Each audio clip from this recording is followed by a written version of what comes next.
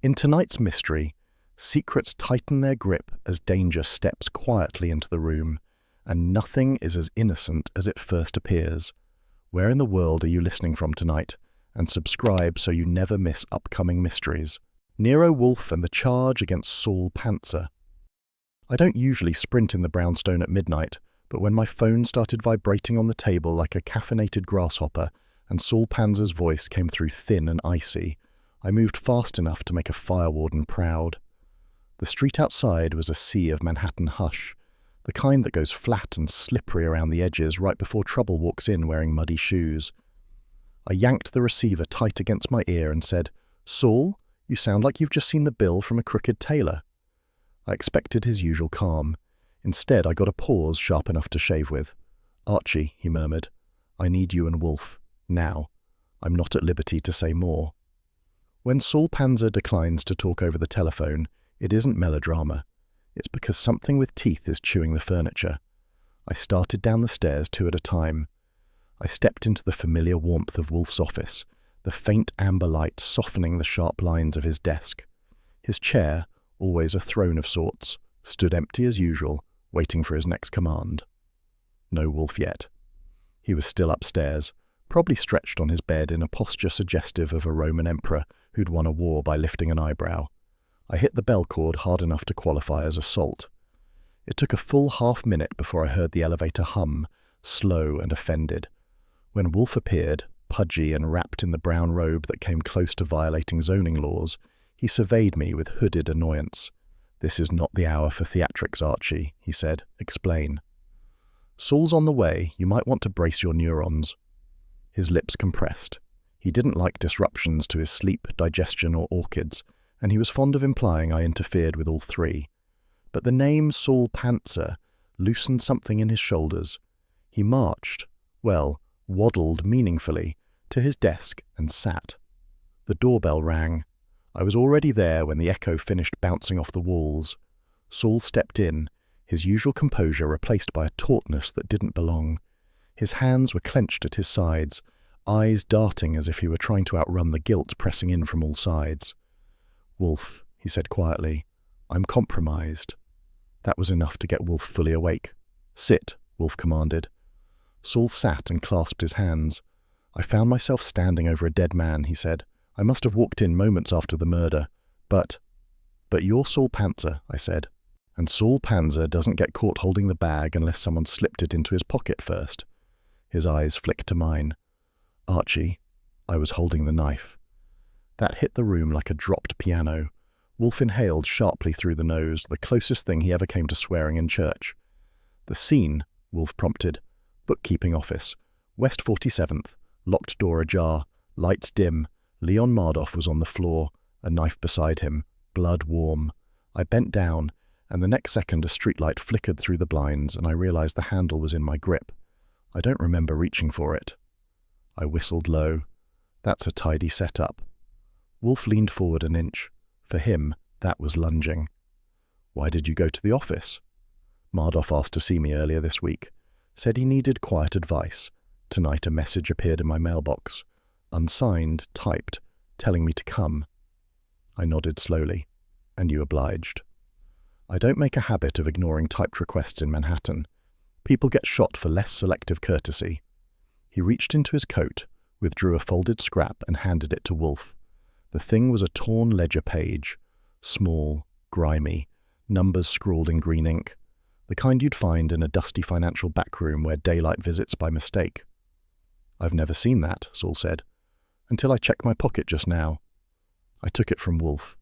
The numbers meant nothing to me except that they didn't belong in Saul's pocket. "Beautiful," I said. "Whoever cooked this frame job didn't skimp on the seasoning." Wolfe closed his eyes briefly. "It appears, Mr. Panzer, that your celebrated reputation for discretion has been wielded against you. Someone thought it convenient to position you as present at the killing." I asked, "How long were you in that office?" 2 minutes, Saul said, "at most." "Enough," Wolfe muttered. "Barely. Phooey." The phone rang. That late at night, only 3 people call. Kramer, an irate woman claiming to be a client, or the wrong number of a man looking for Sal's pizza. I picked up. "Good evening, Goodwin. came Inspector Kramer's gravel-barrel voice. "Tell Wolfe I need Panzer." "He's busy consulting," I said. Kramer made a disgusted snort. "Consulting, right. Is he there?" Wolfe extended a hand. I passed the receiver. "Mr. Kramer," Wolfe said, tone calm enough to polish a mirror. "Mr. Panzer is consulting me. Make of that what you will." "I'll make a warrant if necessary," Wolfe sighed. "Inspector, do be reasonable. You know Mr. Panzer's character." There was a long silence, then, "Just keep him there, Wolfe. I'm coming by in the morning." Wolfe set the phone down with a faint click, then regarded Saul with narrowed eyes that were measuring out trust like teaspoons of spice. "You will remain here the night," he said. I locked the front door. The bolt slid home with a finality I didn't appreciate. Midnight is a lousy hour for forming new household policies. "Archie," Wolfe said, "coffee." Fritz appeared in the office doorway, which told me the noise had dragged him from his room. He wore a robe, expression stern. "Coffee for the gentleman?" he asked. "For Mr. Panzer," Wolfe said. "Strong." The look Fritz cast Saul told me he understood enough. A threat hung like a bad smell. While Fritz vanished, Wolfe tapped the torn ledger page. "This," he said, "is your salvation." Saul raised an eyebrow. "That seems unlikely." "It demonstrates orchestration," Wolfe said. "Murderers rarely insert bookkeeping fragments into pockets unless they wish to point." "Point to me," Saul said. "No, they point through you, to someone else." I said, "Is the someone paying overtime?" Wolfe shot me a glare. "Archie, refrain from levity while Mr. Panzer's liberty hangs precariously." "Just trying to lighten the mood. It's either jokes or I start screaming." Fritz returned with a tray. The scent of strong coffee spread around like a functioning heater. Saul took the cup, steadying himself with a grateful nod. Wolfe crossed his arms. "Mr. Panzer, did you see anyone fleeing?" "No." "Was anything out of place?" "Everything was too quiet." "Not a helpful metric," Wolfe said. "However, what of the room's arrangement?" "Ordinary, desk, lamp, ledgers, a few filing cabinets, window blinds half open." I said. "Saul, did the place smell like anything? Perfume, cigars, bureaucracy?" "Blood," Saul answered, "and green ink." That perked Wolfe. "Green ink?" "Yes. I noticed a small inkwell on the corner of the desk. Unusual shade." I filed the detail away in the back of my mind, but something about the green ink lingered. I couldn't shake the nagging feeling that it was more than coincidence. Wolfe exhaled, a breath mixed with both dread and delight. He saw it too. This wasn't just about the ledger anymore. It was a strategy, and someone had played us all. I leaned back. "I'll make calls. Try to figure who benefits from Mardoff's sudden departure." "Do so, and no improvisation." If I didn't improvise, half of Manhattan would die of boredom. Wolfe's glare could have curdled paint, but underneath, just barely, I saw an edge of concern. He was worried about me doing legwork with a killer loose. He said, "Exercise caution." That was Wolfe's version of a hug. Saul drained his cup. "I hate to impose, Wolfe, but I'm grateful." "Impose?" Wolfe said. "You are indispensable. That is both your blessing and your curse," I added, "and occasionally ours." Wolfe pretended not to hear. The clock struck 1:17, a disagreeable hour. Wolfe rubbed his eyes. "Archie, prepare a memorandum. I will dictate." That was his ritual closure. When Wolfe starts dictating, the world snaps into focus. I sat at my typewriter. "All right, sir. Shoot." He inhaled. "Item. At approximately midnight, Mr. Saul Panzer reports discovering the body of Leon Mardoff, bookkeeper." And as I typed, I couldn't help thinking, if this was the opening act, the final curtain was going to drop hard, and not on the person currently sipping coffee in our office. By the time the morning sun crawled across West 35th Street and poked the brownstone's windows like a nosy aunt, Wolfe had already vanished into the plant rooms for his sacred 9 to 11 orchid devotions. That left me alone in the office with a phone that wouldn't stop auditioning for a role in a tragedy. Half of Manhattan apparently wanted a statement about why our favourite operative, Saul Panzer, was being treated like a feature exhibit in a museum of inconvenient crimes. I handled every inquiry with the polished grace of a man who hasn't had breakfast yet and is considering a life of seclusion in the Catskills. At 9:32, Fritz appeared in the doorway and presented coffee, looking solemn enough to preside over a will reading. I said, "Fritz, if any callers ask whether Mr. Wolfe is available, the answer is no unless their name is on the payroll or on a gravestone." Fritz nodded once, his version of muted approval, and retreated. Saul, who had slept in the south bedroom, wandered in looking like he'd ironed his trench coat by sleeping in it. He perched on the red chair, clasped his hands, and asked, "Wolfe still upstairs?" "Yes," I said, "enjoying the orchids, the peace, and the luxury of life outside a city jail. 3 amenities you're currently short on." Saul's mouth twitched. "Kramer called?" "He will." I checked the clock. "Any minute now, probably writing the word invited on a warrant request." That was when the elevator hummed. The soft, mechanical groan meant Wolfe was descending. He entered the office with a face that suggested orchids had been insufficiently cooperative this morning.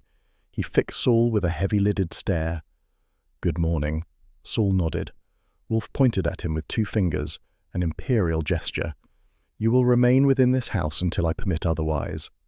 I said, "Boss, you're sounding like we're harboring a fugitive. Should I start digging a tunnel?" Wolfe slowly swiveled his gaze to me. "Mr. Panzer is not a fugitive, nor is he a fool.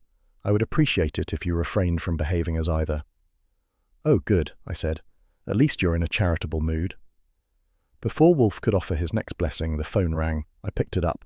"Goodwin," I said. "Put Wolfe on," Kramer barked. "And don't ask which one." I held the receiver out. Wolfe accepted it with the same expression he'd use if someone asked him to wash a taxicab. "Inspector," Kramer's voice grated even from my distance, "tell Panzer he's invited to the precinct." "No," Wolfe replied. There was a beat of silence that could have cooked an egg. "No," Kramer repeated. "Mr. Panzer is engaged in consultation. When you have evidence, real evidence, then you may insist on his presence." Kramer exhaled, long and frayed. "Wolfe, I'm trying to do my job. Tell Panzer to stay put and don't let him run. I'll send Stebbins by in case the DA pushes me." "Pfui. Very well." Wolfe hung up with a soft click and glared at the phone as if it had personally insulted him. Then he turned to me. "Archie, you will visit the scene." "Gladly," I said. "I always wanted to broaden my horizons with a murder tour." He grunted. "You'll go immediately. Bring no evidence back except what is permissible. Notes, observations, and photostats." "You make it sound like I'd steal the wallpaper." "You would steal a rhinoceros if it served your sense of mischief." I tipped my hat to him metaphorically. "Flattery will get you nothing." Wolfe raised his brows. "It will get you out the door." I arrived at the bookkeeping office 40 minutes later with a police sergeant guarding the entrance and giving me the look usually reserved for tax auditors. The place sat wedged between a millinery shop and a printer's storefront, as if the entire block had been arranged alphabetically. Inside, Inspector Kramer stood near the body outline, chewing an unlit cigar like it owed him money. The air smelled of ink, metal, and the faint ghost of last night's trouble. Kramer jerked his chin. "Goodwin." "Inspector," I said, "if you're here early, does that mean the DA's caffeine budget got cut?" "Don't start." He rubbed his jaw. "Panzer's name is going to make this mess 100 times harder.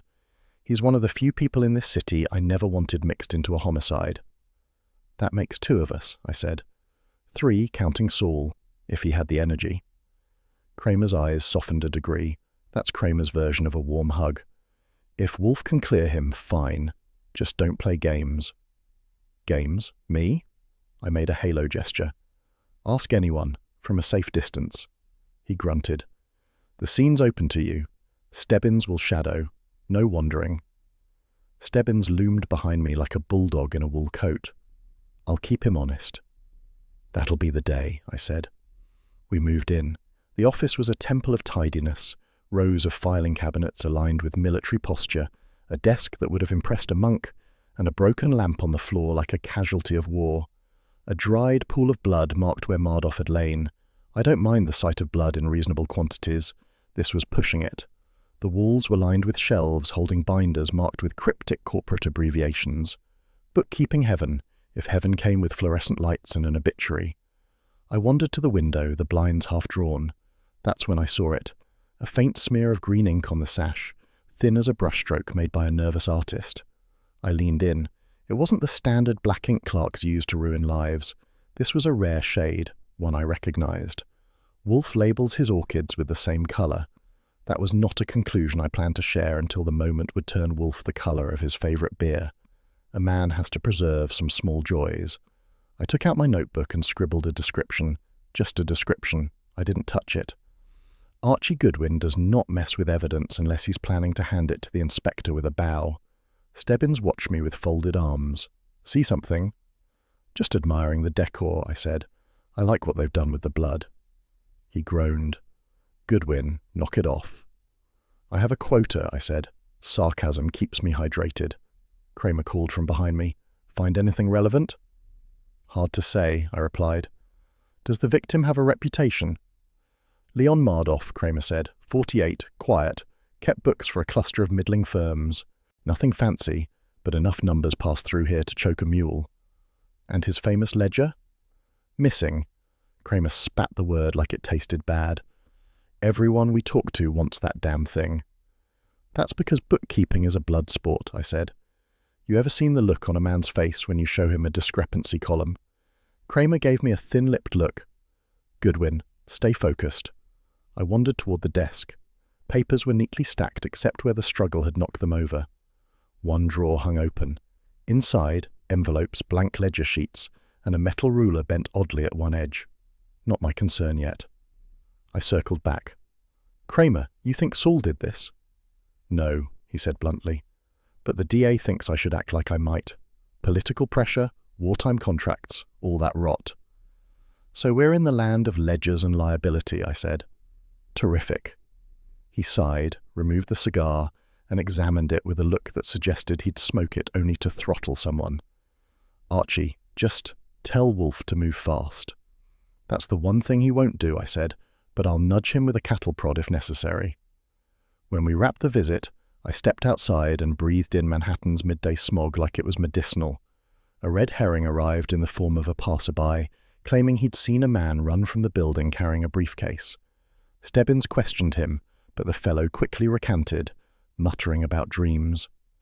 New York's finest witnesses always arrive uninvited and leave confused. I called Wolfe from a public kiosk. Scene examined, I reported. Neat, except for the decorating choices. Return, Wolfe said. We will proceed after lunch. Can I eat on the way? No. He hung up. Back at the brownstone, Wolfe was already in the dining room at 12:58, poised like a general awaiting rations. Fritz laid out lamb ragout and potatoes with the solemnity of a high priest. Saul sat quietly at the far side, chewing without appetite. I filled my plate and gave Wolfe the quick version of the scene, minus the green ink for now. Wolfe dabbed his lips with a napkin. This will demand delicacy. That's me, I said. Mr. Delicacy of 1947. He gave me a baleful glance. Archie, at times your levity is corrosive. And yet you keep me. For my sins, he murmured. After lunch, Wolfe declared he would resume orchids until 6, his version of putting up a do not disturb sign. I escorted Saul back to the office, poured him a soda, and told him to relax. He didn't. As I rose to type a memo, I glanced at the window and imagined that faint smear of green ink, a trail, a whisper, and something told me this case's ledgers weren't done adding up. If there's a wrong time to parade suspects into Nero Wolfe's brownstone, it's during orchid hours. And if you ask Wolfe, every hour is orchid hour except those devoted to meals. At 3:11 that afternoon, when the sun was doing its best impression of cheerful innocence across West 35th Street, I escorted the first visitor up the steps, fully prepared for Wolfe to make a citizen's arrest on me for violating his sanctified schedule. The man was lanky enough to qualify as a human lamppost, with a neck that looked borrowed from a tired giraffe. His collar had surrendered hours before, and tiny beads of sweat decorated his forehead like nervous punctuation. Mardoff's assistant, one Arnold Pincus, had the kind of face that could only appear harmless if you trusted it with nothing more valuable than a dull pencil. "Mr. Pincus," I said as I opened the door, "just be yourself, unless yourself is guilty. In that case, try something new." He swallowed audibly and followed me inside. The office was bathed in late afternoon glow, the bookshelves standing rigid like Wolfe's moral code. Wolfe himself sat in his oversized throne of a chair, having emerged from the plant rooms only because I had threatened, truthfully, to bring the suspects upstairs to him, orchids and all. Wolfe raised an eyebrow at our guest. "Your name?" "Arnold Pincus, sir." His voice trembled like a typewriter in a thunderstorm. "I was Mr. Mardoff's assistant." "Indeed," Wolfe said. "Explain why your employer required an assistant." Pincus blinked. He had lots of clients, numbers, files. I mostly handled intake records." "And the ledger?" Wolfe asked. Pincus paled. "I don't know anything about any ledger. People keep asking, police, reporters, but there is no ledger. I never saw it. I don't know if it exists. He kept spiralling until Wolfe stopped him with a small cough that carried the authority of a courtroom gavel. "Mr. Pincus, compose yourself. You are not accused of anything." "Not yet," I added silently. I took a seat on the arm of the red chair, crossing my legs. "Arnold, relax. We're not here to pry open your skull and sift for numbers. I just want to know who Mardoff was scared of lately." "No one," he blurted, then realizing he'd answered too fast. "I mean, maybe one or two people. Clients. Hard to say." "A red herring," I muttered loudly enough for Wolfe to hear. "He's hiding something harmless." Wolfe ignored the bait. "Mr. Pincus, direct answers. Did your employer receive threats?" "Not that I saw. He did lock his office more than usual, and last week he told me I should take a long lunch for my own good. I thought he was being kind." Wolfe grunted. "Kindness is rarely involved in bookkeeping." Pincus wiped his forehead. "I swear, sir, I don't know anything about any ledger." It was the fourth time he'd said it. People who know nothing rarely repeat themselves like monks at vespers.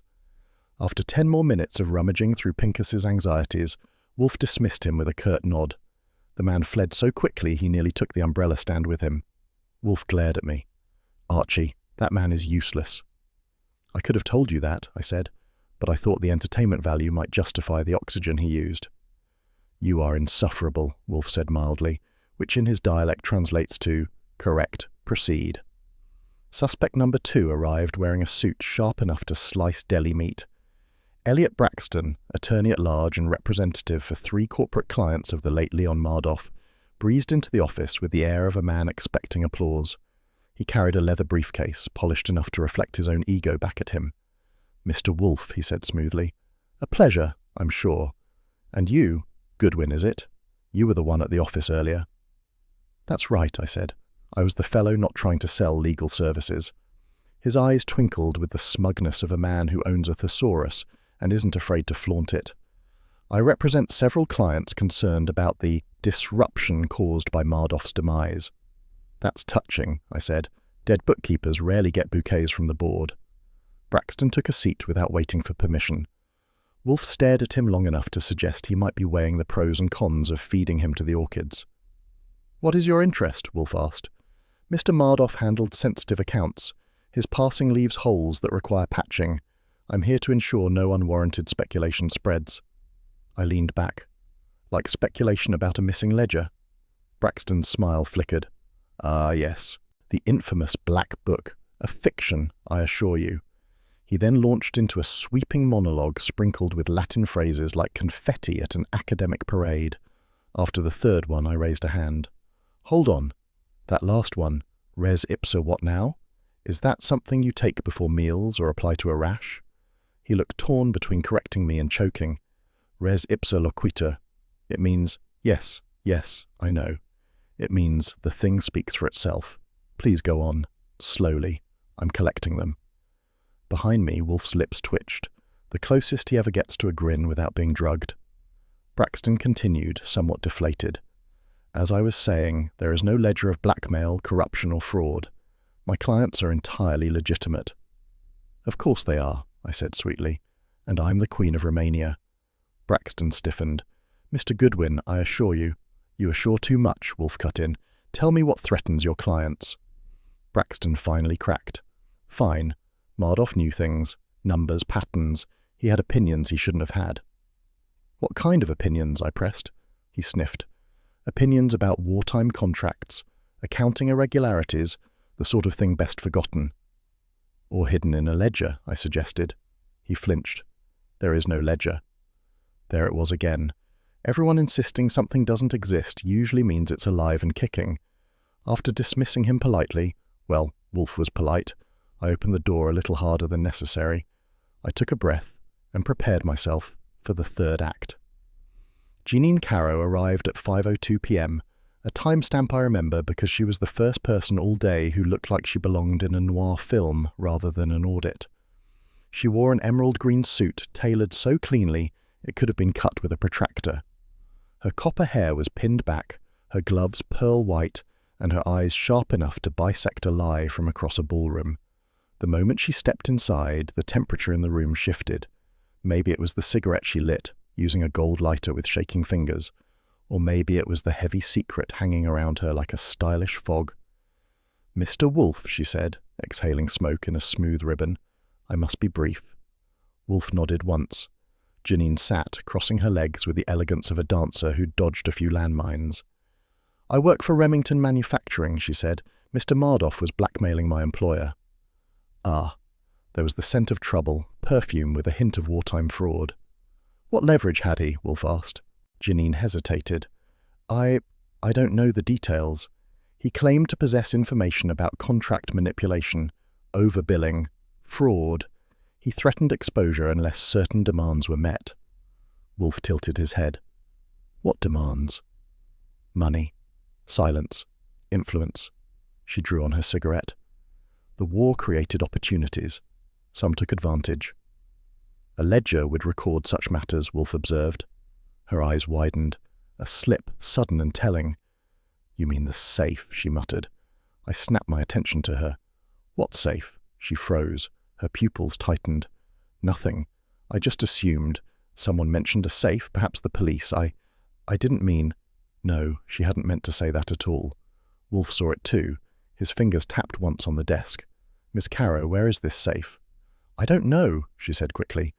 "I only met Mardoff twice. He hinted that he kept sensitive documents locked away. I assumed a safe." "But the police didn't find one," I said. Her lipstick trembled. "Well, perhaps I shouldn't have said anything." "Perhaps not," Wolfe said dryly. She rose abruptly. "I must go. If my employer discovers I'm here—" "Then you'll be fired," I said. She crushed her cigarette in the tray with more force than necessary. "Or worse." That was not a red herring. That was a shark. She left in a gust of perfume and panic. The phone rang at 5:46. I grabbed it. "Goodwin," I said. "Wolfe," Kramer's voice grunted. "Anything useful?" Wolfe extended his hand again. I passed the phone. "Inspector," Wolfe said, tone not hostile but curt. "When I have something actionable, you will be informed." "That'll be the day," Kramer muttered. "Fine, I'll wait." That counted as polite coming from him. Wolfe hung up and exhaled through his nose. "Archie, we proceed." "With which suspect?" "None of them," he said. "Not yet, but Miss Caro has given us our next step." "Her glamour?" "Her slip," Wolfe said. "And the safe." I nodded, already reaching for my notebook. Wolfe pressed his palms to the armrests. "You will visit that office again. Thoroughly." "Now?" "Now would be inconvenient," Wolfe said, glancing toward the stairwell. "Orchid hours begin in 14 minutes, I grinned. "Then after?" "After," he agreed. And with that ritual decree, Wolfe rose, summoned the elevator, and drifted upward toward his floral kingdom, leaving me in the office with the lingering scent of emerald perfume and the knowledge that a hidden safe had just kicked this case wide open. If there's a way to make Stebbins look more irritated than usual, it's to tell him he has to spend the morning tailing me while I poke around a bookkeeping office that smells like stale ink and yesterday's bad decisions. At 10:12 a.m., he stood beside me on West 47th, arms folded, jaw squared, an expression carved from municipal-grade granite. The street hummed with traffic, vendors, and the familiar chorus of Manhattan impatience. I pushed open the office door and stepped inside. Stebbins grumbling behind me like someone had replaced his breakfast with sandpaper. The place was even gloomier than I remembered. Dim lighting, dust motes hovering like suspicious witnesses, filing cabinets lined up with military discipline, and the faint odor of metal and ink that made you think the walls kept tax returns memorized. A murder scene always feels claustrophobic after the fact, like the room resents being left with the secrets. "Let's make this quick," Stebbins said. "Kramer wants you in and out." "Stebbins," I said, "your enthusiasm is overwhelming. Try not to dislocate something." He muttered something that sounded like a critique of my ancestry. I went straight for the metal shelving unit Jeanine Caro had accidentally betrayed. It stood against the far wall, a tall structure with slots that allowed the shelves to shift up and down. I grabbed the nearest edge and tugged. Nothing. I pushed upward. Still nothing. Then I pressed to the left, and it slid almost imperceptibly. Stebbins leaned in. Don't get clever. Clever? I'd never. I shoved harder. With a groan like a reluctant confession, the shelving unit shifted 2 inches. A crack revealed itself behind it. Thin, vertical, promising mischief. I gave it another push, using legs, back, and all the charm I could muster. It slid further until the concealed door appeared fully. There she is, I said. The safe that shouldn't exist. Stebbins grunted. Damn.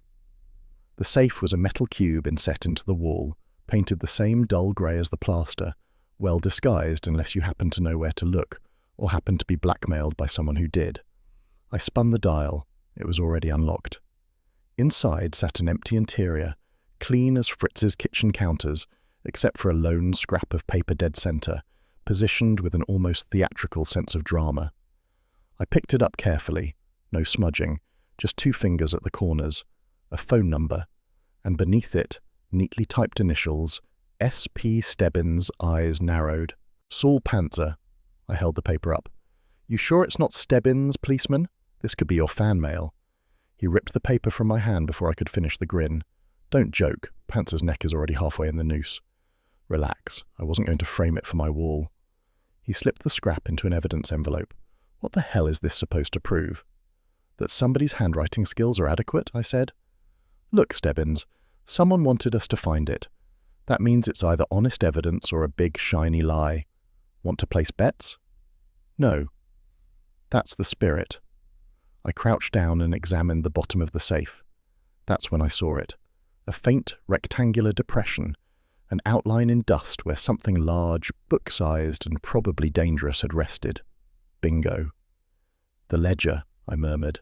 Stebbins looked. Maybe. No, maybe. Something sat here long enough to leave a tan line. Stebbins pulled out a notebook. You telling Wolfe first? Of course, I said. I wouldn't deny him the pleasure of berating me. A red herring popped up in the form of a knock at the door, one of the building's tenants wandering by to say he'd heard a loud argument in Mardoff's office the night before. Except when pressed by Stebbins, the guy changed his story 3 times and eventually decided he'd actually heard a radio. Or a cat. Or maybe nothing. Classic. We wrapped the search, sealed the safe, and stepped outside into the thin mid-morning sunlight. Kramer'll want Wolfe's take on that scrap, Stebbins said. He'll get it, I replied, probably with a side order of indigestion. Back at the brownstone, I found Wolfe in the office, sitting slumped in his chair like a disgruntled deity contemplating the inadequacy of mortals. He glanced up at me the way a headmaster looks at a student returning from a suspiciously long bathroom break. You look as though you've enjoyed yourself, he said. Oh, tremendously, I said. Found the safe. Wolfe froze. His eyes went half-lidded, not lazy but dangerous. You what? Found the safe, I repeated, expertly concealed behind metal shelving. Clever design. Felt like opening a Christmas present, except this box came pre-looted. And you did not report this immediately? Wolfe's voice could have frosted glass. I was savouring the moment, I said. You appreciate drama.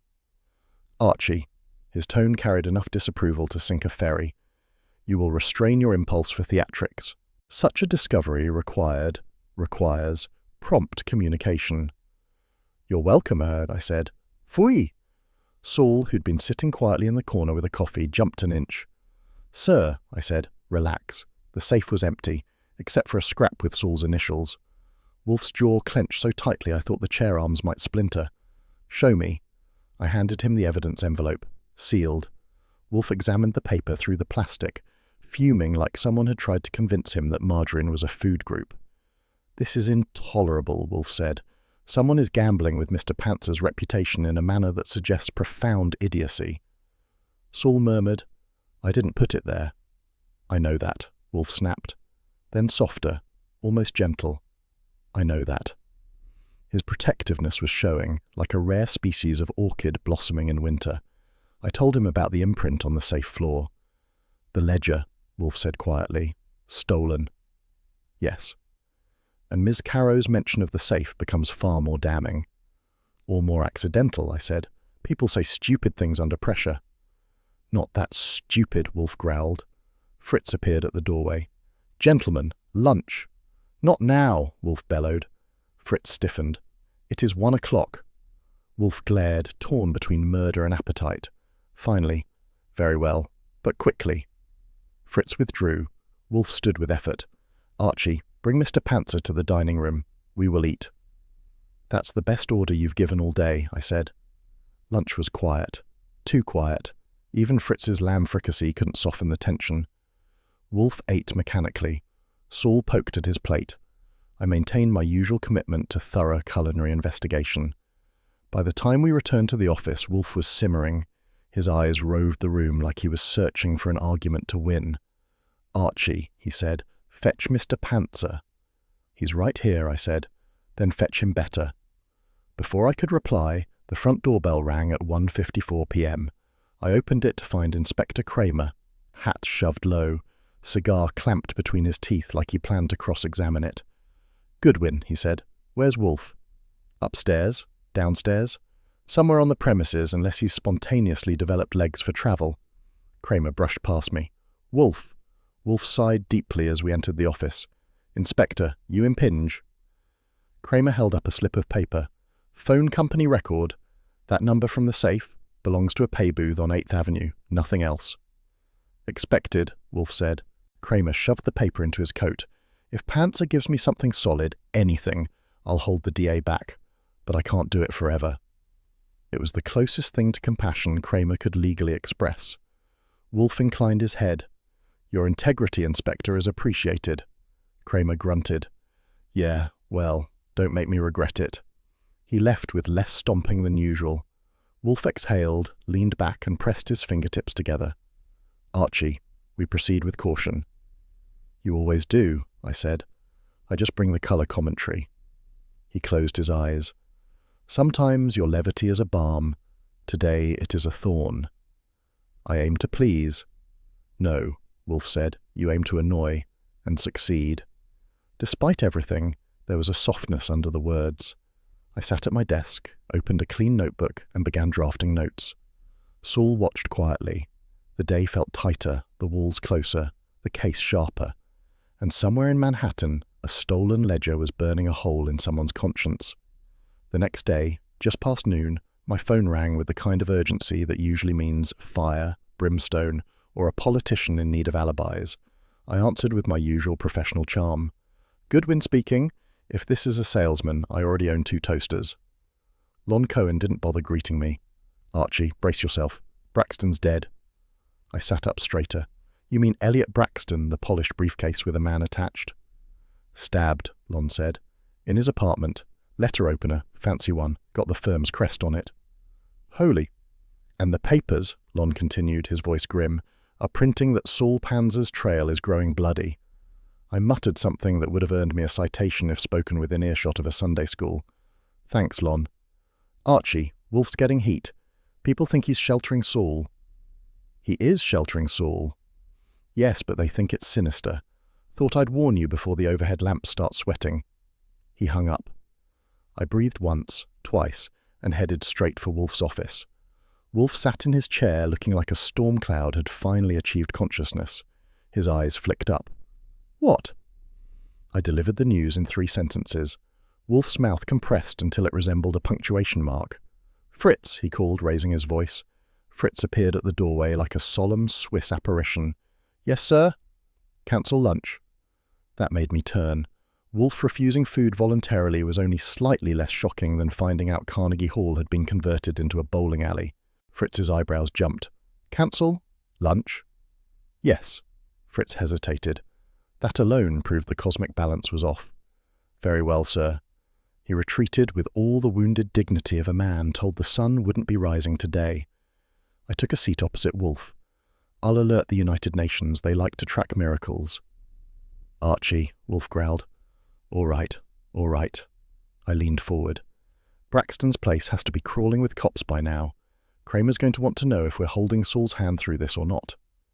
We are, Wolfe snapped, and we must not let him be destroyed by the machinations of dolts. That was Wolfe's way of saying he cared. At 1:18 p.m, the doorbell rang. I answered it to find Inspector Kramer standing on the stoop, hat low, cigar clenched, face carved with tired anger. "Goodwin," he said, "get Wolfe."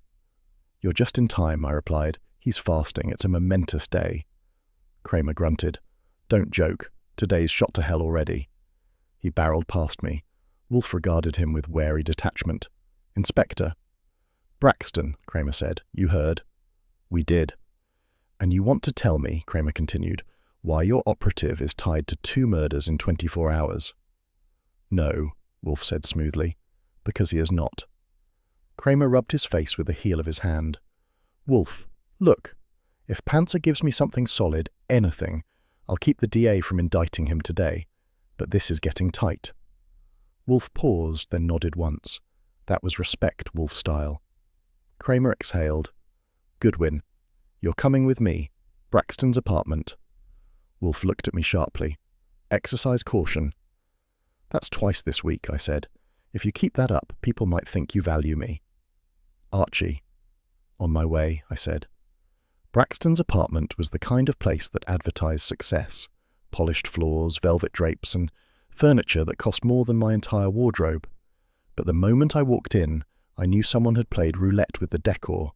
Papers were strewn across the carpet like confetti from the world's dullest parade. Desk drawers hung open. A glass case of law books lay shattered. And near the centre of the chaos, Braxton. He lay on his back, suit bloodied, face twisted in a look of surprise that said murder had arrived uninvited. Kramer stood over him, chewing unlit cigar like it owed him money. "Letter opener," he said. "Firm's crest, jammed in deep." "Same firm that hired him to keep Mardov's clients sweet?" I asked. "Yep." I crouched, surveying the area without touching anything. Looks like someone was searching for something. "No kidding," Stebbins grumbled behind me. "You don't say," I replied. "Maybe the mess gave it away, or was it Braxton's interior decorating choices?" Stebbins scowled. "Cut it out." I spotted a table in the corner, oddly tidy compared to the rest of the room. A gleaming, unused bookkeeping stamp pad sat atop it. Green ink, unblemished, fresh. I froze. Kramer noticed. "What is it?" "Nothing," I said quickly. "Just admiring someone's commitment to stationery." I scribbled the details on my notepad, per protocol, and didn't touch the thing. Wolfe would want the description, not a contaminated paperweight. A red herring drifted in when a neighbour poked her head in, claiming Braxton had been arguing with a man in a grey hat earlier. Under pressure, she revised the hat to brown. Then maybe no hat at all. New Yorkers are terrible eyewitnesses unless the crime involves bagels. "Anything else?" Kramer asked me tersely. "Yes," I said. "You're going to hate this, but the killer was after the ledger." Kramer's shoulders slumped like a man realizing his vacation was being rescheduled indefinitely. "The ledger again." "Oh yes," I said. "This case has more ledger references than an accountant's love letter." We wrapped up at the apartment and Kramer gave me a long look before we returned to the brownstone. "Goodwin," he said quietly. "I don't want Panzer ruined if he's innocent." I blinked.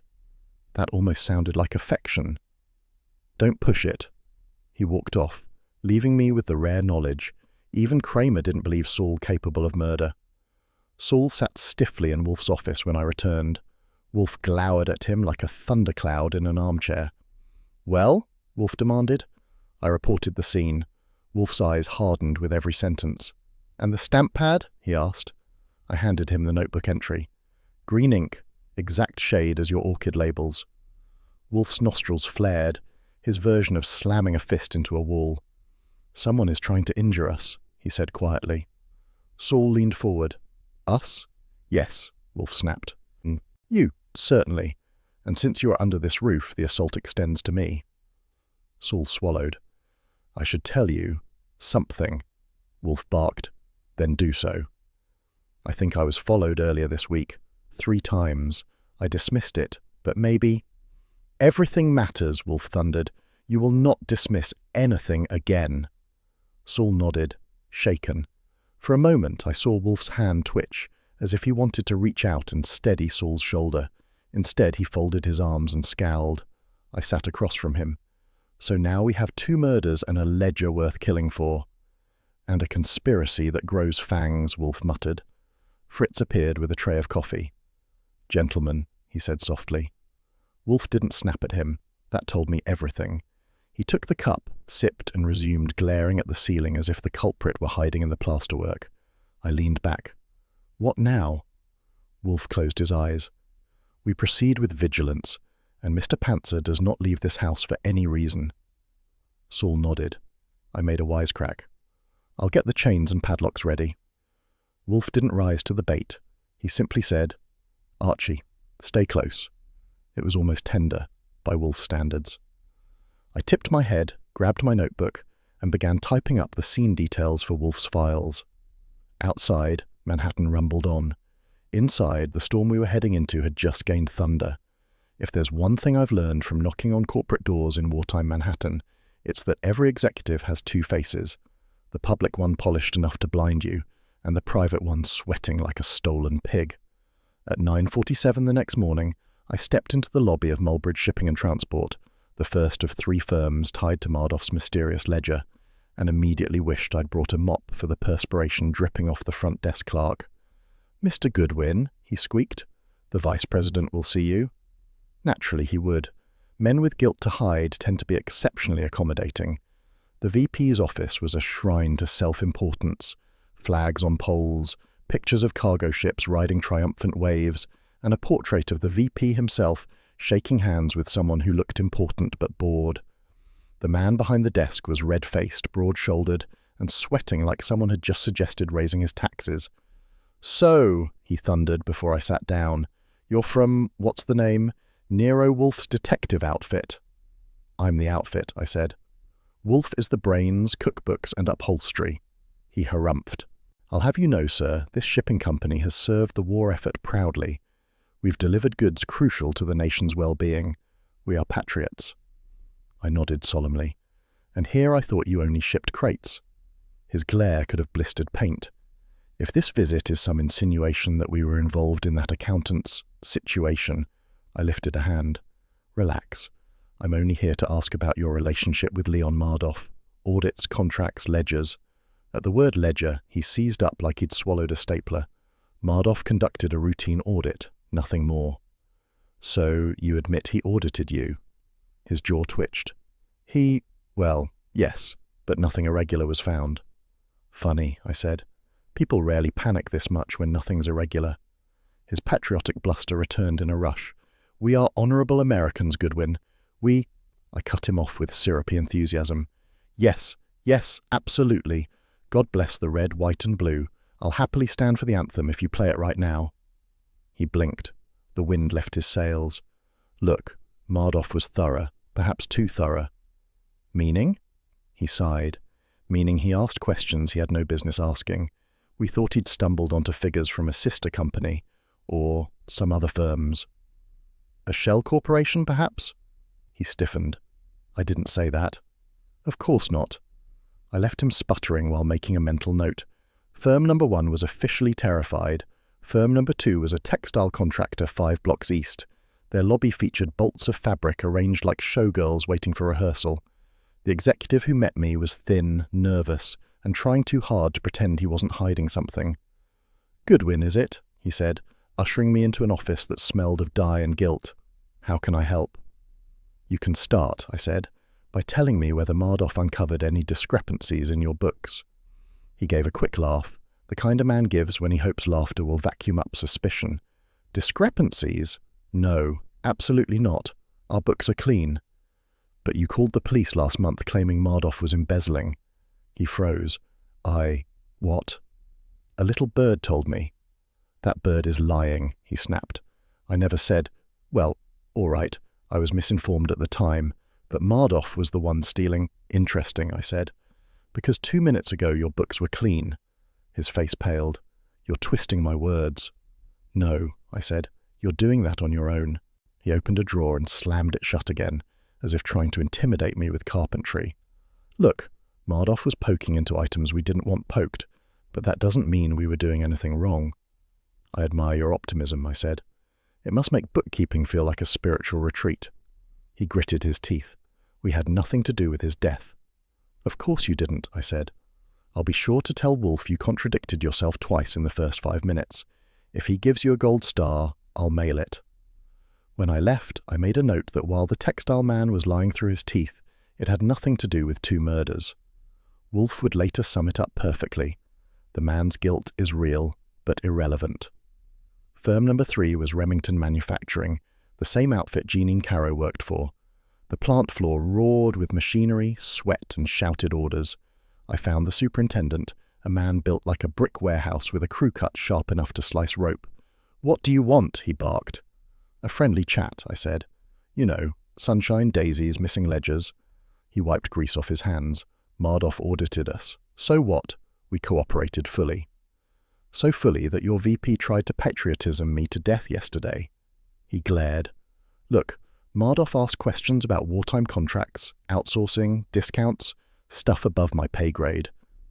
"And the ledger?" I asked. "Ledger?" he repeated too fast. "What ledger?" Huh? Thanks." He grabbed my arm. "Listen, whatever that book contains, it's dynamite. Nobody wants it getting out. It ties companies together that shouldn't be tied." "A regular corporate love letter," I said. His grip tightened. "People will kill for it." "Yes," I said, "they already have." He let go and stepped back. "I know nothing else. Don't drag me further into this." Red herring. A foreman claimed he'd seen Mardoff arguing with a woman in an emerald suit outside the plant 2 weeks prior, except Jeanine had been in Chicago then, according to her employer's records. The foreman eventually admitted he'd only caught a glimpse of green fabric from afar and concluded the rest. Some men should stick to forklifts. Back at the brownstone, I found Wolfe finishing his afternoon orchids early, a sign more alarming than fire engine sirens. He stomped into the office and dropped into his chair like gravity owed him rent. "What did you learn?" he demanded. 3 companies sweating bullets, I said. "All terrified of the ledger because it links them through a shared shell corporation. Mardoff must have uncovered it." Wolfe closed his eyes briefly. "Phooey."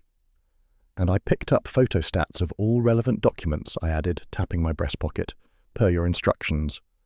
"Bring them," he said. I delivered the stack. Wolfe gestured impatiently. "And beer."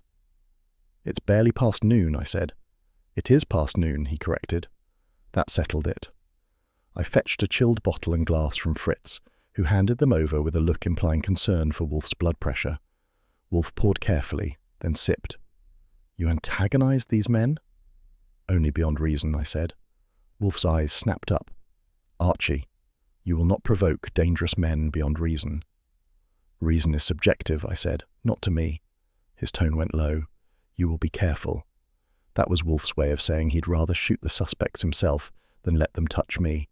I was about to needle him when the phone rang at 3:42. I answered. "Goodwin," I said. Kramer's voice came through thick with frustration. "Put Wolfe on." Wolfe extended a hand. I passed the phone. "Yes?" "The DA is preparing an indictment for Panzer," Kramer said. "I don't like it." "Then assist me," Wolfe replied. A pause. Then Kramer sighed. "All right. We missed something in Mardoff's office. Filing cabinet, bottom drawer, metal tab bent inward. Doesn't fit the struggle." Wolfe's eyebrows lifted. "Ah. That means something?" "Yes," Wolfe said. His voice softened the tiniest degree. "Thank you, Inspector." Kramer hung up without a snarl. Progress. I eyed Wolfe. "A bent filing tab?" "Marking a book's position," Wolfe said. "Someone shoved something into or out of that drawer violently. Likely the ledger." "And then planted the scrap in Saul's pocket." "Yes." Wolfe set his beer down. "Archie, prepare a memorandum. We must begin drawing threads." "Yes, sir," I said, heading to my desk. "And Archie," Wolfe added. I turned. "No more subjective reasoning." I grinned. "I'll switch to objective mischief." Wolfe made a noise halfway between a growl and a sigh, which for him was affection.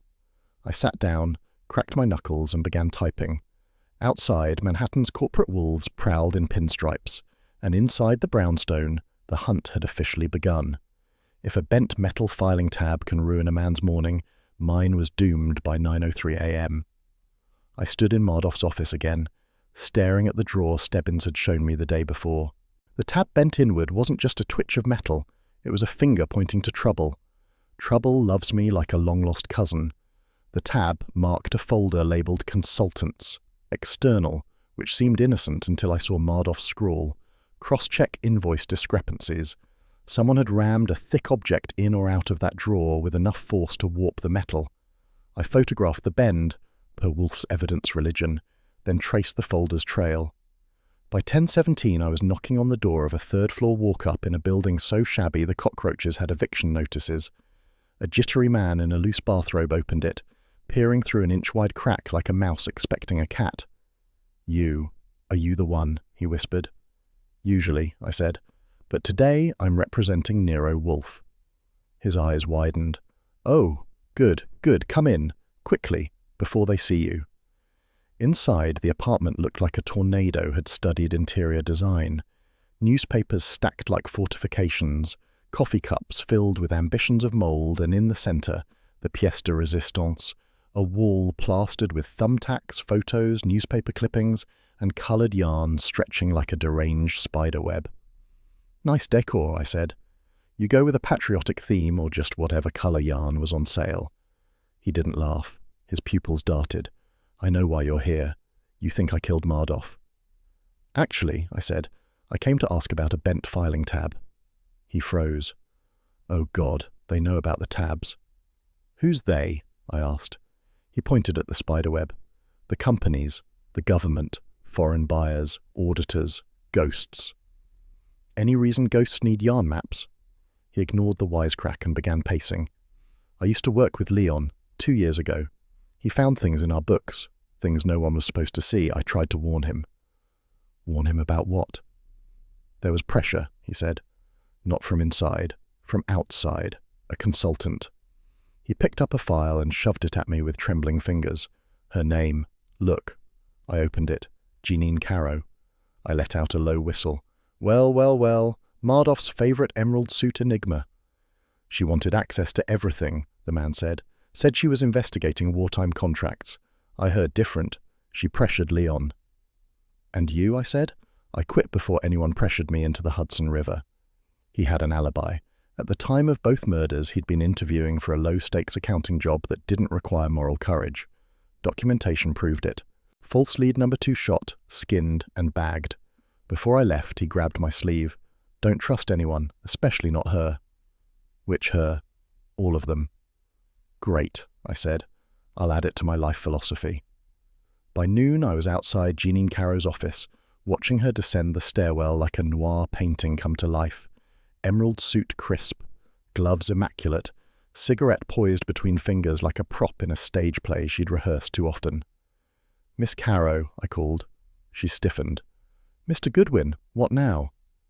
"Just a chat. Don't worry, I left my lie detector in my other suit." Her jaw tightened, but she followed me into a side alcove. "You worked with Mardoff," I said. "Consulted on his audits. Pressured him. Why?" "That's absurd," she said coolly. "I advised on contract compliance. Nothing more." "Well then," I said, "you won't mind explaining how you knew Braxton was stabbed with his firm's letter opener." A crack appeared in her composure, tiny, but loud enough to register. "That was in the papers," she said. "Nope, papers only said fatal wound." Her breath hitched.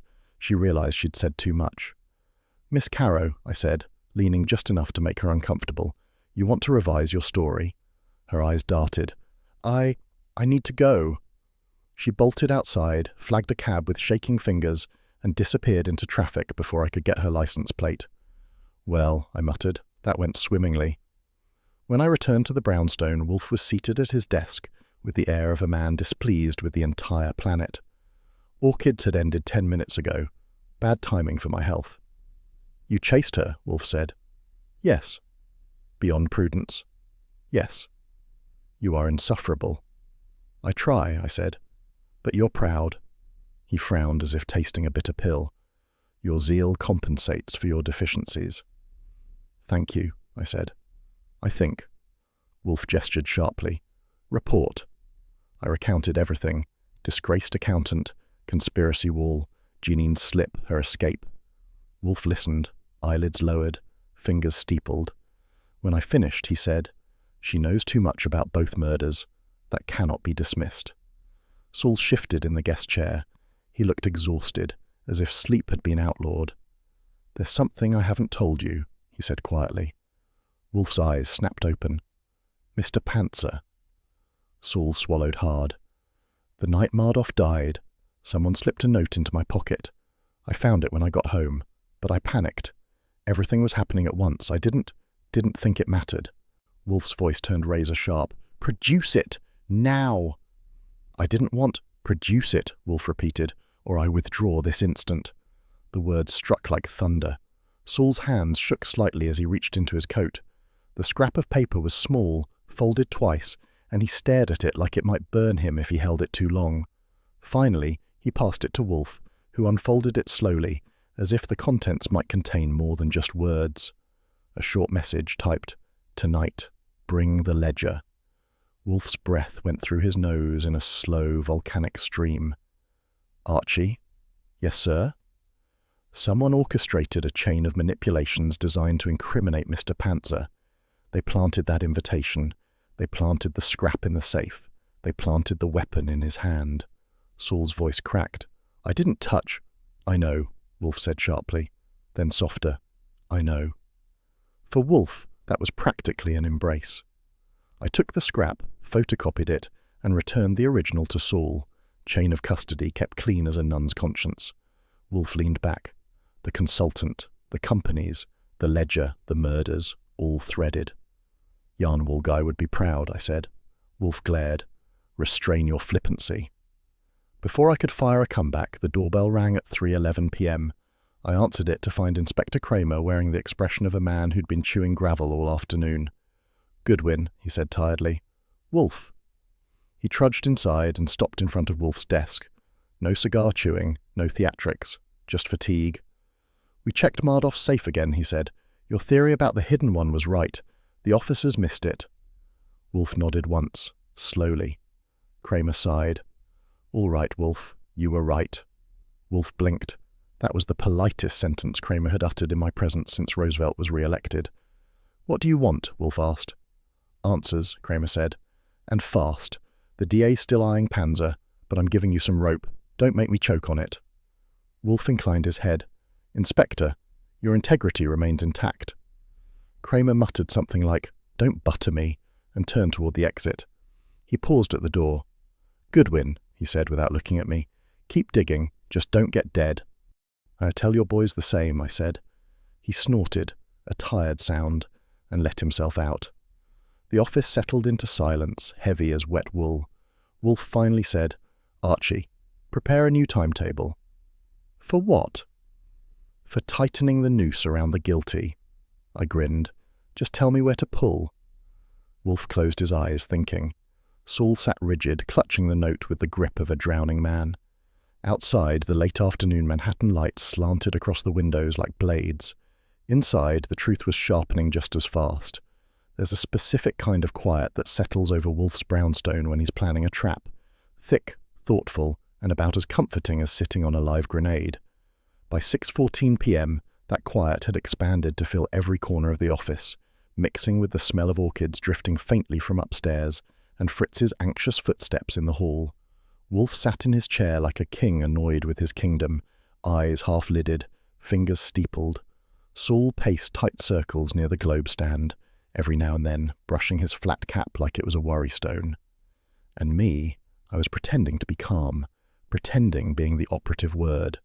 The rumour had already gone out. Lon Cohen owed me a favour and paid up big. Tomorrow's early edition of the Gazette would include a discreet line suggesting Wolfe was reviewing sensitive financial materials connected to the murders. Translation: somebody somewhere now believed Nero Wolfe had the missing ledger. The reaction wouldn't take long. Wolfe finally broke the silence. "Archie, you are certain Lon phrased it exactly as requested?" "Word for word," I said. He even asked if he should underline it for the slower crooks. "Phooey." Saul stopped pacing. "This is dangerous." "That is the point," Wolfe said.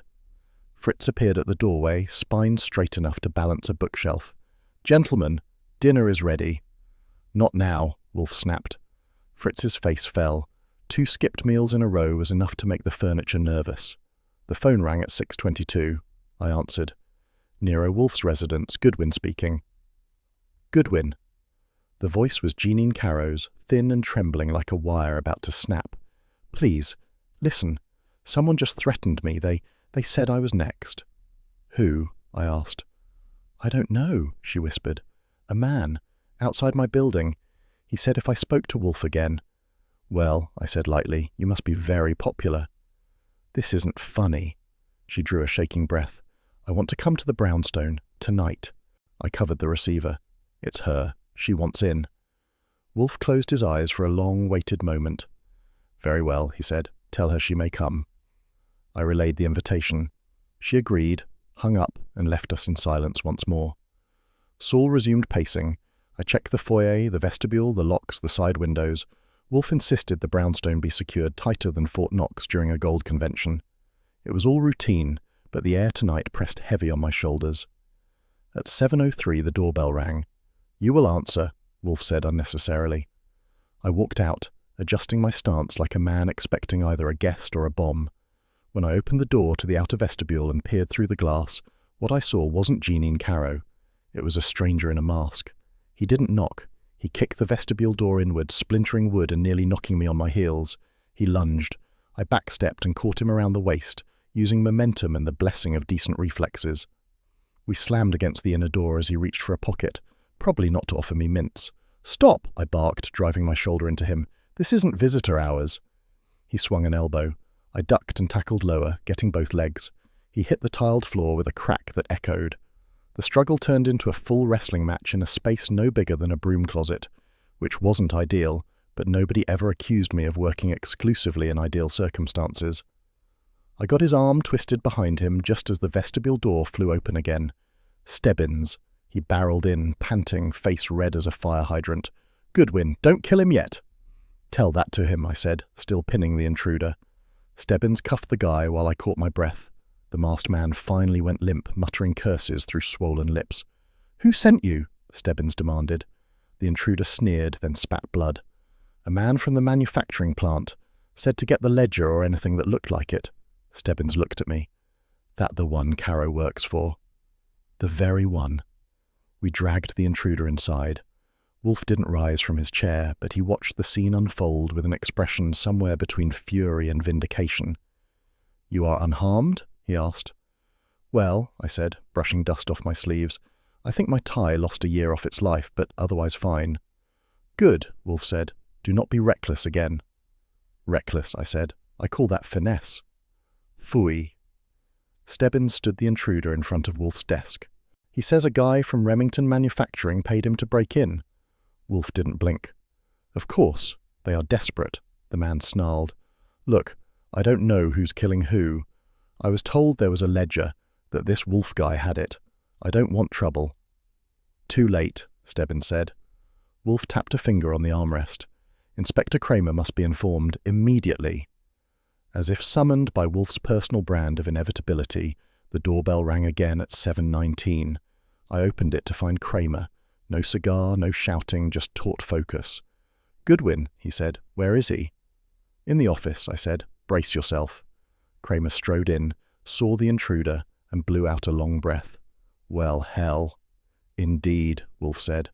Kramer questioned the intruder in clipped tones. The man repeated the essentials. Hired by someone at the manufacturing firm. Hurried, poorly briefed, paid in cash, told to grab the ledger or its imitator. No names, but enough to confirm corporate conspiracy as fact rather than theory. Kramer turned to Wolfe. You baited a trap. Yes. And somebody walked right into it. Yes. Kramer rubbed his face. All right, Wolfe, you've got something. What's next? Wolfe inhaled deeply, then gave the answer like a verdict. Tomorrow evening. Bring them all. Kramer nodded slowly. They held each other's gaze, two men exhausted, unwilling to say out loud that they respected each other. Then Kramer turned on his heel and left without a snarl. Wolfe pressed the bell cord. Fritz appeared instantly. Beer, Wolfe said, for Mr. Goodwin. I smirked. What about you? My temper is already inflamed, Wolfe said. Alcohol would be imprudent. Fritz brought me the beer. Wolfe watched, arms folded. The brownstone was still buzzing with danger, But the trap had sprung, and tomorrow night every wolf in a pinstripe would face the man they'd tried to outmaneuver. By 8:01 the next evening, the brownstone office looked like a courtroom run by a man who despised courtrooms. Wolfe sat behind his desk like a mountain deciding whether to erupt, while every suspect in this little wartime melodrama clustered in chairs they didn't deserve. The air was thick with tension, sweat, and the faint scent of Fritz's sauce cooling uneaten in the kitchen. Orchid hours had come and gone, and Wolfe hadn't bothered going upstairs. He was anchored here, waiting to deliver judgment with the patience of a very irritable deity. Kramer stood off to the side, a cigar unlit between his fingers, not chewing it, not waving it, just holding it like he might strangle it. That alone told me the evening was serious.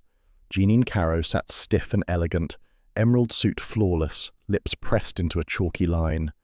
Next to her, the jittery, disgraced accountant wrung his hands like a man trying to throttle his own nerves. Across from them sat the assistant beanpole from Mardoff's office, sweating through his collar again. And beside him, the real attraction of the night, the manufacturing firm's vice president, the red-faced, flag-waving blowhard who had talked patriotism at me until I nearly saluted out of spite. He didn't look patriotic now. He looked cornered. Wolfe lifted a hand. Silence fell like gravity had doubled. "Ladies and gentlemen," he began, voice smooth as polished mahogany, "you are here because you are entangled in misconduct of remarkable scope. Murder has been committed twice, and the motive," he tapped the blotter, "is the ledger." The VP scoffed. "Ledger? Please. This is a farce. I came here out of courtesy." Wolfe's gaze never wavered as he addressed the VP. "You came," he said, his voice a steel thread cutting through the room, "because you knew we were closing in, because you couldn't let the truth out. And now, Mr. Andrews, the truth is all we have." Kramer grunted. "And because if you didn't, I'd have dragged you." The VP's face shifted to a deeper shade of fire hydrant red. Wolfe continued, "The ledger in question, the one stolen from Mr. Mardoff's office, was not merely an accountant's notebook.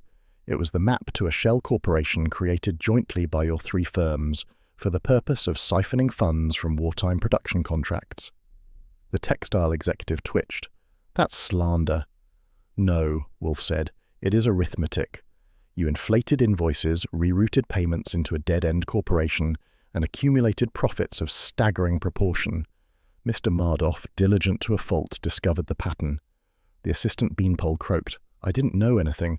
"Quiet," Wolfe said without raising his voice. Kramer's eyebrows lifted. Even he wouldn't have gotten silence that fast. Wolfe shifted his gaze to Jeanine. "Ms. Caro, you served as a consultant to multiple firms. You believed your task was patriotic oversight, but in truth, you were manipulated by your employer." He inclined his head toward the VP, "to keep Mr. Mardoff's findings fragmented." Jeanine swallowed hard. "I didn't know, I swear it." "You didn't," Wolfe agreed. "You were a pawn. You slipped twice in your statements, revealing knowledge of details only the murderer, or one coerced by him, could have known. You were followed, threatened, but not murderous. Not you." The VP barked a laugh. "This is absurd. If she's not the killer, who is? Him?" He pointed at the jittery accountant, who nearly fainted from the gesture alone. "Or that beanpole or Panzer?" Wolfe's face hardened. "No, you." The room inhaled sharply. The VP shot to his feet. "That is outrageous. I'm a patriot." Archie Goodwin, expert translator. Guilty man, panics in dialect of loud denial. Wolfe didn't blink. "Mr. Goodwin, remain alert. He may bolt." The VP sputtered. "This is slander. You have no—" Wolfe raised a hand. "I have logic, and I have evidence. Sit." The VP sat, probably without realizing he had obeyed. Wolfe resumed. "You visited Mardoff's office the night he was killed. You followed Mr. Panzer, knowing his reputation for discretion made him the perfect scapegoat. You arrived mere moments after him. In the struggle, you drove him against the filing cabinet, bending the metal tab." He pointed at the air above his desk, as if displaying the bent tab. "While he was dazed and bent over the body, you slipped the scrap into his pocket and arranged the knife in his hand. You kept the ledger for yourself and fled in haste, leaving behind the smear of green ink on the window sash." The VP's mouth opened, but Wolfe rolled over him like a tank. "You staged a break-in," Wolfe continued. "Your manufacturing firm uses that exact shade of green ink for shipment approvals. Mr. Goodwin found a pristine stamp pad in the second victim's apartment. Mr. Mardoff's window bore the same ink. You fumbled." The room was dead silent. Even Saul held his breath. Wolfe leaned back slightly. "The second killing followed naturally. The attorney, Mr. Braxton, had discovered your involvement. He attempted to extort you, perhaps not money, but influence. You silenced him to prevent his interference." The VP surged to his feet again. "Lies! I wasn't anywhere near." "You were," Wolfe said. "And you panicked enough to hire a masked intruder to steal the ledger or its imitator from my home." Kramer cut in quietly. "We caught the guy. He fingered your firm." "You can't prove—" Wolfe lifted a finger. "I can." He turned to me. "Archie, the note." I handed him the photostat and kept the original in my pocket. Wolfe held it up. "Tonight, bring the ledger." This message was placed in Mr. Panzer's pocket by a third party. Mr. Panzer panicked and concealed it, but the true purpose was unmistakable: to ensure Mr. Panzer appeared to be meeting Mr. Mardoff for the purpose of extortion. That was the frame. Wolfe stared down the VP. "You wrote it." "I did not." "You did," Wolfe said, "because it is typed on a machine used exclusively in your office, and because you are the only one with the motive and the audacity to attempt framing Mr. Panzer, a man you believed would remain silent to protect his client list." Janine whispered, "My God." The beanpole assistant fainted. Straight off his chair, thud to the rug. I didn't blame him. If Wolfe's voice had been trained, it could have moved tectonic plates. Wolfe went on, relentless. "You exploited patriotic rhetoric not as principle but as camouflage. You murdered Mr. Mardoff to destroy his ledger, then murdered the lawyer when he learned too much. You orchestrated a crude break-in, paid a thug to assault my home, and attempted to intimidate Ms. Caro. You are not a patriot." Wolfe's voice dropped. "You are a thief." Kramer stepped forward. "That's enough. Vice President Andrews, you're coming with me." Andrews erupted. "This is a frame. Wolfe, you're a fraud." His rant dissolved into muffled shouting as Stebbins, summoned from the hall, clamped cuffs on him. Kramer turned to Wolfe. "You really think you've tied it all up?" Wolfe gave a tiny nod. "Yes." Kramer huffed, his version of applause. "Wolfe, this one you earned." Wolfe tilted his chin toward me. "Mr. Goodwin will provide you the necessary documentation. You will find it in order." "I'll bet I will." Kramer holstered his cigar and gestured to the door. "Get him out." Stebbins dragged the screaming VP out of the office. The remaining suspects stared, stunned. Janine began to cry silently. The disgraced accountant muttered thanks to invisible saints. Saul let out a breath that had been trapped for days. Wolfe closed his eyes, letting the room settle. I gave the scene my final narration. Another patriotic crook bites the dust. Wolfe cracked an eyelid. "Archie, restrain your cliches." "Sure," I said, "right after you restrain your dramatic flair." He grunted, equal parts annoyance and affection, and with that, the reconstruction was complete. When a case breaks in Nero Wolfe's favor, the brownstone doesn't exactly burst into song, but the air takes on a looser, warmer shape, like the building itself exhales after holding its breath through a hurricane. By the next afternoon, with the vice president cooling in a holding cell and Kramer supervising statements like a watchful schoolmaster, the storm clouds around West 35th Street had begun to lift. Not enough for sunshine, but enough for visibility. At 4:11 p.m., Wolfe emerged from the plant rooms early, an event so rare it deserved headlines. He entered the office with the gait of a man ready to close a ledger of his own, sat heavily in his oversized chair, and reached for the bell cord. Fritz arrived at once. "Yes, sir?" "Beer," Wolfe said. "A second one." Fritz blinked. "A second before dinner?" "Yes." Fritz exchanged a glance with me, equal parts worry and astonishment, then departed. Wolfe having 2 beers in a single day was like seeing Halley's Comet on your lunch break. Something in him was unwinding, and if it took alcohol to lubricate the gears, well, Fritz wasn't about to issue moral warnings. Saul sat in the red leather chair by the globe stand, flat cap neatly brimmed, hands folded at last instead of fidgeting. He looked 10 years younger than he had that morning. Trouble ages a man. Vindication reverses the clock a bit. "Wolfe," he said quietly, "I can't thank you enough." Wolfe waved a hand. "Oh, do not. It was necessary." "Necessary doesn't make it any less." "Mr. Panzer," Wolfe interrupted, "your probity is unblemished. See that it remains so." Saul's grin was small but real. He tipped his cap. "Yes, sir." I leaned back in my chair. "Awfully affectionate for you, Wolfe. If you call him my dear boy next, I'm leaving to protect my reputation." Wolfe glared at me. "Archie, must you?" "At least once per day," I said. "Doctor's orders." Fritz returned with the beer, chilled glass, golden body, foam curling politely at the top. He presented it as though lowering tribute before a monarch. Wolfe accepted it with solemnity, lifted it in a silent toast to no one and everyone, then drank. It wasn't celebration. Wolfe didn't do celebration, but it was relief in its purest, most Wolfe-appropriate form. Saul watched him drink with a quiet smile. "I didn't think I'd be sitting here today," he admitted. I thought it was over." "You underestimate yourself," Wolfe said stiffly.